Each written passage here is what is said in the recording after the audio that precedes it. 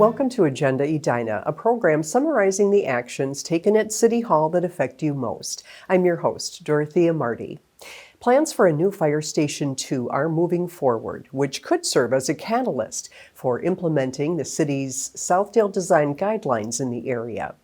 The city purchased 4401 West 76th Street with plans to tear down the building on the site and construct a new 36,000 square foot fire station, which would also include space for the department's community health division.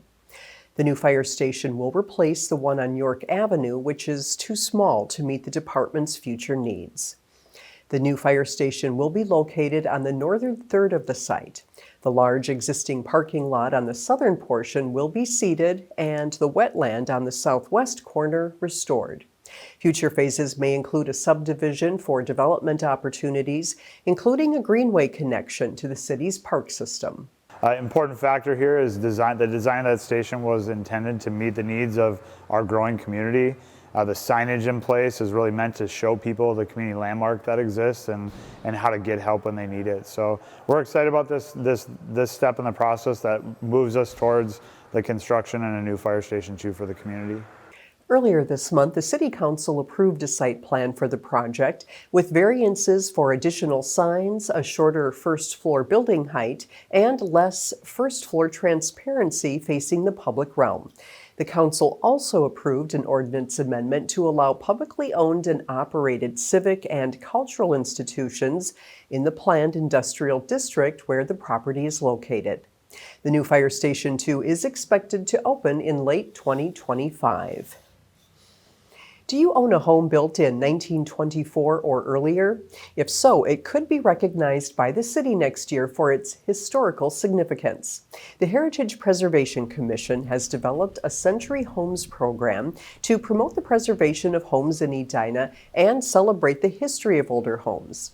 The program would be a voluntary, community-led approach to documenting architectural history and the human history that happened within the community's oldest dwellings.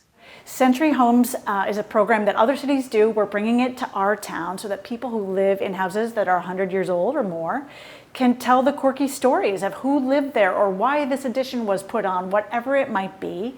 People can upload a photo, some quick information, pay a fee for a bronze plaque, and put that history out so that others can learn from it and enjoy it as well. There are currently more than 235 homes in Edina that are at least 100 years old. In 2024, the Edina Country Club District celebrates its 100th anniversary, increasing that number. Over the past 5 years, Minnesotans have experienced the two extremes of flooding and drought. This past September, much of Minnesota fell into the U.S. Drought Monitor extreme drought category. This has had an impact on all city residents who likely noticed only a trickle of water in Minnehaha Creek this summer. Edina TV explains the influence rain, runoff, and a dam upstream have on the water flowing through the city.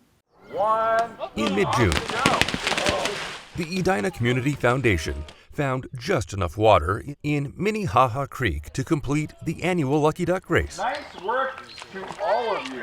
By mid-September, the real ducks were lucky to find any flowing water at Arden Park. A second year of drought following 7 wet years. So we went from calls of people saying there's too much water everywhere to where'd all the water go? To find the answer, we travel up the Dry Creek bed to Lake Minnetonka. So in a normal water year, when we have normal precipitation, the dam would be open and where I'm standing I'd be in water. This is Grays Bay Dam, where the lake flows into Minnehaha Creek. Well, less so this year. Depending on what the lake level is, what the creek level is, and what you actually want the discharge to be, that dictates how many gates are open and how far open they are. This summer, the lake lost more water to evaporation than it gained from rain. On the lake, boats navigate shallow channels. Even keeping the dam closed, since we've closed it, the lake has dropped another 10 inches. But ahead of a large rain event, it can be opened to increase the capacity of the lake and creek. What happens at Lake Minnetonka really matters. This arrangement reduces the flood risk in Edina. I think a lot of times people assume that Grays Bay Dam was put in to the benefit of people living along Lake Minnetonka, but in the city's perspective, we see it as a really important piece of flood risk reduction infrastructure. The Minnehaha Creek Watershed District and the city have gone further to prevent flooding by restoring 2,000 feet of the creek in Arden Park to its natural floodplain. So when water gets high, it can spill out onto this floodplain in places away from homes. Still, the city monitors those high water situations and remains prepared to distribute sandbags to residents. They are responsible for setting them up and tearing them down, but the city provides them free of cost. A connected watershed where coordination is key, even during an extreme drought. I'm Dan Carpenter for Edina TV. Flood risk reduction efforts don't take a break over the winter. City staff monitor the snowpack so they can anticipate flood risk in the spring. To learn your flood risk and how to protect your home, visit edinamn.gov/flooding. The City Council and its advisory boards and commissions are planning their work for 2024. Among the Planning Commission's work plan items will be a small area plan for the Lincoln Drive U.S. Highway 169 neighborhood node. The study area includes the 19 acres north of Londonderry Drive, west of Lincoln Drive, and the more than 25 acres south of Londonderry, made up of 5901, 4816, and 5995 Lincoln. The Planning Commission is expected to begin work on the study in the first quarter of the new year. Thank you for watching this episode of Agenda Edina. I'm your host, Dorothea Marty.